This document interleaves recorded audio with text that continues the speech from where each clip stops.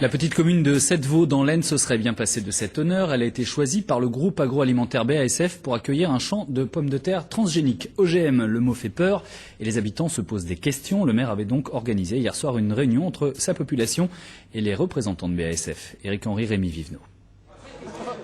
Des pommes de terre atteintes par le mildiou, un champignon qui assèche les feuilles et détruit les tubercules. La maladie devrait se développer avec le réchauffement climatique. La pomme de terre transgénique version BASF veut pouvoir résister à cette menace.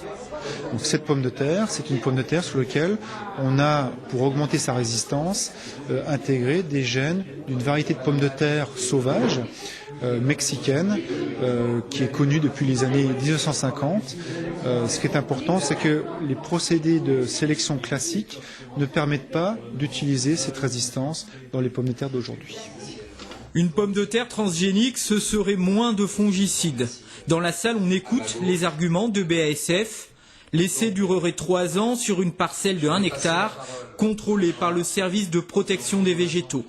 Présent également à la tribune, un directeur de recherche de l'INRA. On peut effectivement tester en serre dans un premier temps, mais on sait très bien que dans un champ, les conditions de la météo, de l'humidité, le fait qu'il y ait aussi d'autres bactéries, fait qu'on ne peut pas s'assurer complètement que la protection est efficace sans passer en culture. Donc on commence en serre, mais vient un moment où il faut effectivement tester dans des conditions agricoles classiques. Dans le cas où les essais seraient défavorables, y a-t-il des moyens pour nettoyer le sol ? Les habitants de Settevaux sont venus se renseigner. Parmi les spectateurs les plus virulents sont souvent extérieurs à la commune. Certains dénoncent l'aspect confidentiel de la consultation du public effectuée sur Internet. Elle s'est achevée la veille de la réunion. Quelque part, je me demande, est-ce que c'est pas fait exprès? Est-ce qu'on se dit pas, tiens, c'est une petite bourgade, ils vont rien dire, c'est des paysans, ils vont rien dire. Surtout que bon, la décision a été prise sans consulter beaucoup plus que ça la population. Il n'y a aucun inconvénient à ce que ça soit réalisé.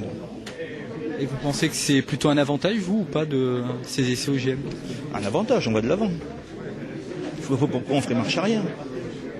L'essai de pommes de terre transgéniques de Settevaux n'est pas encore effectif. Après l'avis favorable de la commission du génie biomoléculaire, il attend le double feu vert des ministères de l'Agriculture et de l'Environnement.